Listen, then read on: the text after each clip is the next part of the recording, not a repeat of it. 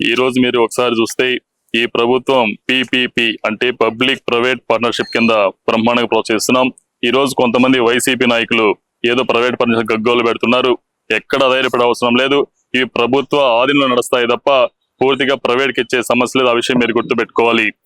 మరి జగన్మోహన్ రెడ్డి గారు ప్రైవేటీకరణ అని చెప్పి చంద్రబాబు నాయుడు గారు తప్పుదో పట్టిస్తున్నారు, ప్రజల్ని మోసం చేస్తున్నారని ఆరోపిస్తున్నారు. అది ఎంతవరకు నిజం? ఓకే, వైసీపీ నాయకులకి గేమ్ సబ్జెక్ట్ లాగా ఏదో ఒకటి మాట్లాడతారు. ఎందుకంటే ఇప్పుడు సూపర్ 6 సూపర్ హిట్ అయింది. వాళ్ళు మాట్లాడడానికి సబ్జెక్ట్ లేదు కాబట్టి ఏదో ఒకటి తీసుకోవడం, రఫ్ నరికేస్తా ఉండడం, ఇటువంటి వ్యాఖ్యల వల్ల అంతిమంగా రాష్ట్ర ప్రజలు నష్టపోతారు. ఆ విషయం మీరు గుర్తుపెట్టుకోవాలి. కోటి సంతకాల సెకండ్ ఎక్కడా జరగలేదు. ఒక్కొక్కరు 100, 200 కూడా సంతకాలు పెట్టేసి వాళ్ళ ఇష్ట ప్రకారం చేశారు.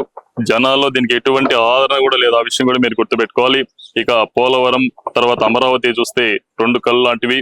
వీటిని పూర్తి చేసి ఈ రాష్ట్రానికి అంకితం చేస్తాం తప్ప ఎక్కడ రాజీ పడే సమస్య లేదు.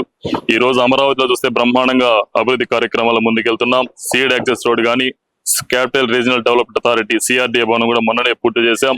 పరుగులు పెడుతుంది. మీరు కూడా ఒకసారి మంగళగిరి ప్రాంతాల్లో చూసి వస్తే తుళ్ళూరు మండలం గానీ బ్రహ్మాండంగా ముందుకెళ్తున్నాం.